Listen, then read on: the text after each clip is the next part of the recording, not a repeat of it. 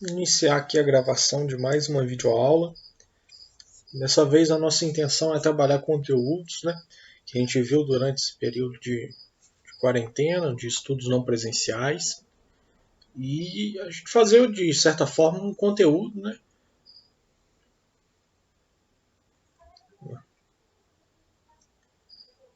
No vídeo de hoje a gente vai estar abordando um revisional dos conteúdos que a gente viu durante esse período de estudos não presenciais.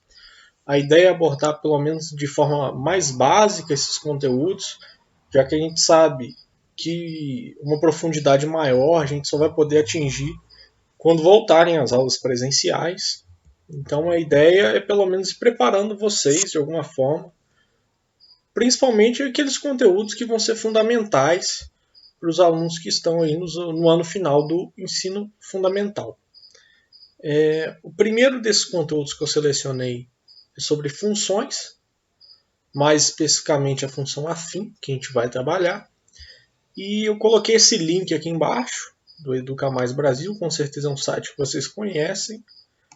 E também vou colocar os links na descrição. A ideia é que vocês tenham acesso a esse conteúdo, tá? Através do link.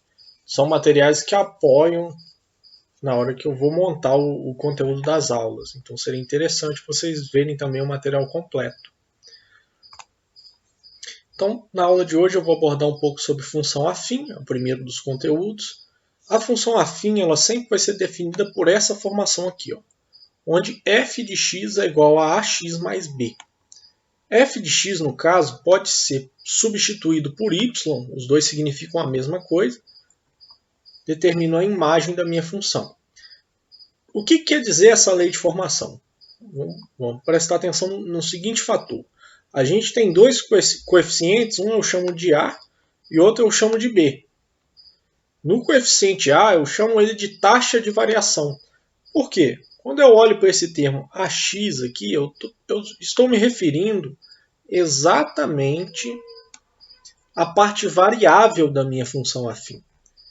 Quando eu olho para o coeficiente B, que é também chamado de coeficiente linear, eu estou falando para a parte fixa da minha função. Como isso funciona na prática? A gente vai perceber dentro desse exemplo. É um exemplo que eu sempre gosto de usar com vocês, que é o do táxi.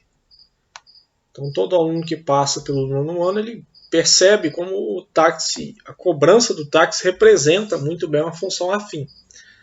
Uma empresa de táxi cobre a bandeirada a R$ 6,50 e ainda o valor de R$ 1,80 para cada quilômetro rodado. Qual é o valor cobrado em uma corrida de 10 quilômetros? A primeira coisa que a gente vai observar, olha só, R$ 6,50 é um valor que a gente chama de bandeirada no táxi. O que representa a bandeirada? É um valor fixo, que independente da quantidade que eu andar dentro do táxi, só por entrar dentro do táxi e pedir um serviço, eu já pago esse valor de R$ 6,50. Mas a gente tem também um valor variável. O que é o valor variável? É um R$ 1,80 que eu pago por cada quilômetro que eu ando. Então, nesse caso aqui, ele está diretamente relacionado à distância que eu vou percorrer. Como para cada caso essa distância muda, eu posso falar que esse é um valor variável. Então, eu olho para a minha função aqui, nesse caso, desenhada entre valor fixo e valor variável. E é com isso que eu vou montar a minha função. Já falei para vocês que o valor de AX é o valor variável. Então, eu estou falando desse preço aqui que eu pago por quilômetro rodado. Então, vai ficar aqui 1,80x, onde o x vai ser sempre a quantidade de quilômetros que eu rodar. E 6,50 bandeirada, meu coeficiente B, ele é linear, por quê? Ele não varia, a bandeirada é sempre 6,50 o valor que eu pago por utilizar o táxi. O que eu quero que vocês observem no nosso exemplo prático aqui? Olha só, o valor de x nesse caso vai ser 10. Porque eu rodo 10 km, eu quero saber o valor para 10 km. Então eu vou substituir na minha função o valor de x por 10. E aí eu tenho 1,80 vezes 10, mais a bandeirada, que é 6,50. Poxa, professor, mas eu consigo fazer isso sem precisar da função. É claro, claro que você não precisa utilizar a função e eu nem quero que necessariamente você utilize esse desenho aqui, a não ser que eu peça que você coloque a função no exemplo. Mas nessa questão é importante sempre que vocês percebam que mesmo sem desenhar a função, a gente está aplicando uma função afim. Porque na prática funciona assim com o valor que o táxi é cobrado. Então eu vou multiplicar 1,80 vezes 10, que é a quantidade de quilômetros que eu rodo, e depois o resultado eu vou somar 6,50, que é o valor que eu pago por qualquer corrida de táxi. Então, 1,80 vezes 10 é R$18. R$18 mais 6,50, eu descubro que o preço da corrida é de R$24,50. O conteúdo que talvez seja mais importante nesse período de estudos não presenciais, né, que a gente não teve a oportunidade de fazer presencialmente esse conteúdo, mas eu acredito que em algum momento a gente vai conseguir abordar de forma mais aprofundada todos os detalhes, é equações de segundo grau. É um dos conteúdos principais aí do nono ano. Até porque vai preparar vocês para um conteúdo que vocês vão trabalhar durante todo o ensino médio. A equação de segundo grau ela também tem uma forma geral, tá? Que é essa aqui. Ax² mais bx mais c. Essa é sempre uma equação completa aí do segundo grau. Aí A, B e C podem ser substituídos por números, que a gente vai chamar de coeficientes. E é importante a gente entender esses coeficientes exatamente para determinar o que é uma equação completa e o que é uma equação incompleta. A equação completa é exatamente aquela que tem valores para A, B e C. Percebam nesse exemplo aqui, ó. Quem acompanha o x² é o valor do A. Então, nesse caso aqui, o valor do A é 2. Quem acompanha o x é o valor do B. Então, nesse caso aqui, o valor é 4. E o coeficiente que aparece sozinho, né, sem nenhuma variável, é o C. Nesse caso aqui é menos 6. Se eu tenho os três coeficientes, eu posso afirmar que a equação é completa.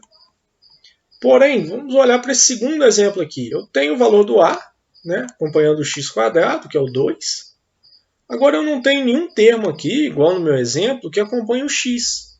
Eu não tenho esse termo, então eu vou chamar ele de zero. Já o C a gente percebe, né, que aqui é menos 4. Coloquei aqui. Só que como está faltando um valor para B, eu falo que essa equação é incompleta.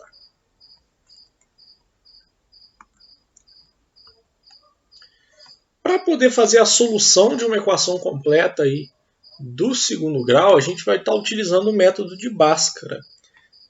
Ele é composto por esse método aqui, onde a gente encontra o delta e aplica nessa outra equação. Mas vamos olhar esse método na prática, que é mais fácil do que a gente simplesmente olhar esses valores. Eu quero a solução da equação x² menos x menos 12 igual a zero. Então essa é a equação aqui que eu quero resolver. Primeiro detalhe, preciso determinar os valores de A, B e C, igual eu fiz anteriormente. O valor de A, percebam que aqui é x². Quando não tem nenhum número na frente, eu falo que esse número é 1, beleza? Então por isso que o valor de A aqui vai ser 1. De novo, o x não tem nada na frente, então o valor de B aqui vai ser, no caso, menos 1, porque eu vou carregar esse sinal que está na frente aqui. Então o valor de B é menos 1. E o valor de C vai ser menos 12. De novo, estou carregando o sinal. Depois de achar esses valores, eu começo a aplicar o meu método de Bhaskara. Primeira coisa que eu quero que vocês observem ali atrás. Qual que é essa minha equação?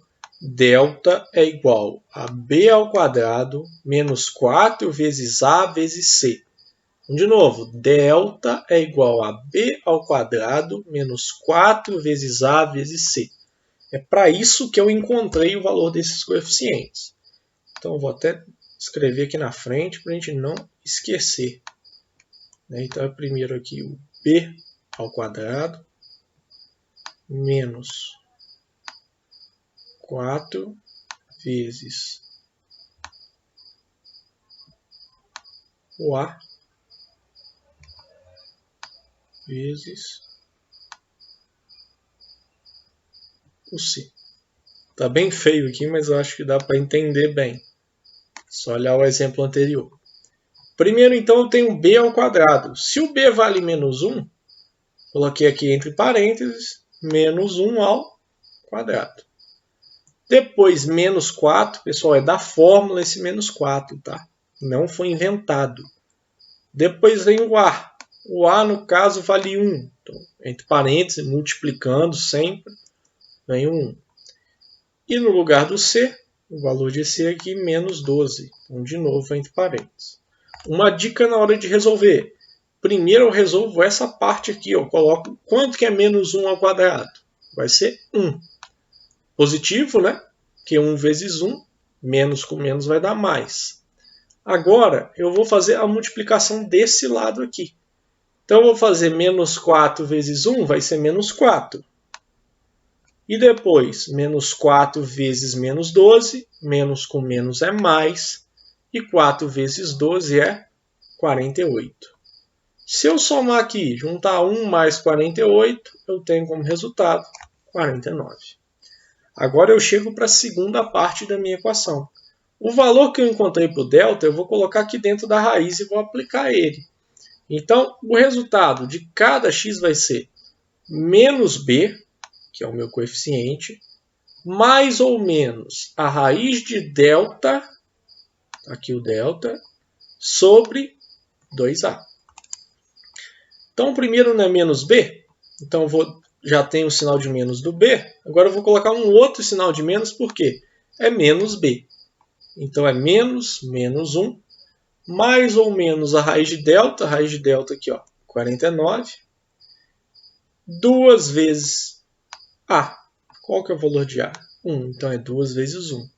Vamos simplificar isso. Menos com menos, aqui vai virar mais. Então, fica 1 positivo. Raiz de 49, 7. E 2 vezes 1, 2. Agora eu vou fazer uma vez somando 1 mais 7 e outra subtraindo 1 menos 7. 1 mais 7 vai ser 8 e 8 dividido por 2, 4. 1 menos 7 vai ser 6 e 6 dividido por 2, menos 3.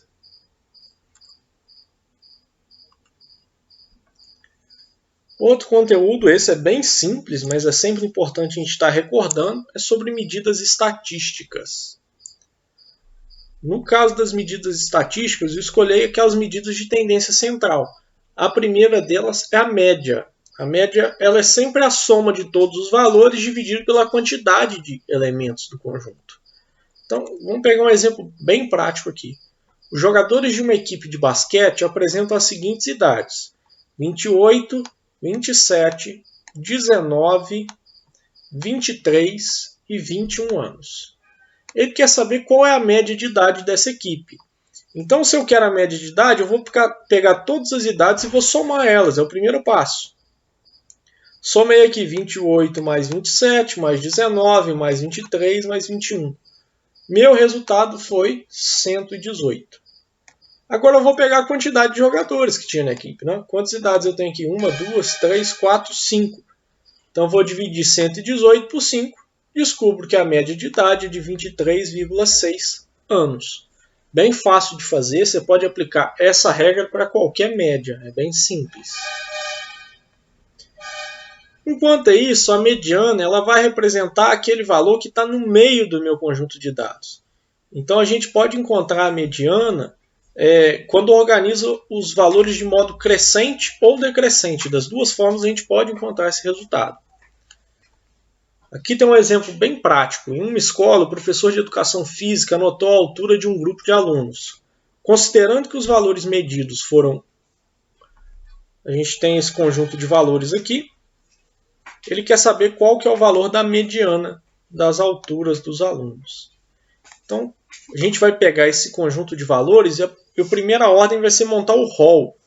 O que é o rol? O rol é exatamente quando eu organizo todos os dados estatísticos na ordem do menor para o maior. Então, vou começar aqui. O meu menor é 1, 1,50, depois 1,54, 1,55, 1,60, 1,65, 1,67, 1,69, 1,75, 1,78. Então, sempre que você for encontrar a mediana, o primeiro passo é determinar o rol, organizar do menor para o maior. Agora é importante observar quantos elementos a gente tem aqui. Nesse caso, a gente tem 9 elementos. Então, quando for um número ímpar, eu consigo achar um elemento que fica no centro, no meio de todos. Vocês vão observar que eu tenho 4 elementos de um lado e 4 do outro. Esse 1,65 está exatamente no meio. Significa, então, que a minha mediana é esse valor aqui. A mediana vai ser sempre o valor central do meu rol. Então, nunca se esqueçam disso aí. Bem simples a gente fazer. Organiza no rol, do menor para o maior, e escolhe o elemento central. Existe também a hipótese da mediana ser calculada a partir de um número determinado dentro de um conjunto, mas que é um número par. Então, o que vocês vão observar aqui? Calcule a mediana da seguinte amostra de dados. Então, a gente tem 6 valores. Se são 6 valores diferentes, o meu conjunto é par. Nesse caso aqui, eu nunca consigo escolher um elemento central. Eu preciso escolher 2. Então, organizei meu rol do menor para o maior, né? Está bem nítido aqui. E agora, o que eu preciso fazer? Escolhi os 2 elementos centrais. Vou somar esses 2 elementos, 27 mais 32. E o resultado eu vou dividir por 2. A última medida de tendência central que a gente vai ver na estatística, nesse caso aqui, é a moda, que é também a mais simples dessas medidas. Ela vai representar sempre o valor que aparece com maior frequência dentro de um conjunto de dados. Pode acontecer que um conjunto de dados, por exemplo, tenha 2 modas, né? Eu chamo de conjunto bimodal. Mas vocês vão perceber que é um caso bem simples como que funciona a moda. Em uma sapataria, durante um dia, foram vendidos os seguintes números de sapato. Quero que você observe o seguinte. Dentro dos números de sapato vendidos, qual que é aquele que aparece com maior frequência? Vocês vão observar, por exemplo, que o 34 ele foi vendido só uma vez, ou o 41 também. Mas você tem o 38, que foi vendido 2 vezes. E no caso do 36, a gente tem 3 pares vendidos. Então, na hora que a gente for agrupar todos esses itens aqui, a gente vai perceber que o 36 foi o número mais vendido naquele dia. Logo, eu posso afirmar que a moda é 36. Então, é sempre perceber qual que é o elemento que mais se repete. É simplesmente isso, a moda. Vou abordar também com vocês um pouco sobre ângulos. Especialmente aquilo que a gente precisa estar atento aí nas próximas apostilas, que é para a gente poder estar fazendo, né, a revisão desse conteúdo. O primeiro conceito, que é fundamental, é o conceito de ângulos opostos pelo vértice. Todo mundo lembra que vértice é esse ponto central aqui, que é o encontro de várias retas, e eu consigo observar que esses 2 ângulos, apesar de serem informados com incógnitas, né, a gente percebe o x aqui dentro dessas equações. Então, eu consigo averiguar que esses 2 ângulos, por serem opostos pelo vértice, são congruentes, ou seja, eles possuem o mesmo valor. A partir disso, eu posso montar uma equação, né, com essas 2 expressões algébricas. Eu posso afirmar que x mais 60 é a mesma coisa que 3x menos 40. Para resolver essa equação é muito simples, né? Eu vou pegar o 3x que está aqui como positivo, passar para o outro lado, para o primeiro membro, como negativo, fica menos 3x. E também o 60, que era positivo, vai passar para o segundo membro, negativo, menos 60 graus. X menos 3x sobra para mim menos 2x. Menos 40 graus com menos 60 graus vai dar menos 100. Só falta um último detalhe, esse menos 2 que estava multiplicando aqui vai ter que passar dividindo, né? Aí menos com menos dá mais, fica positivo, e 100 dividido por 2 é igual a 50 graus. Então eu descobri que nesse exemplo, por exemplo, o exemplo vai dizer que o x é igual a 50 graus.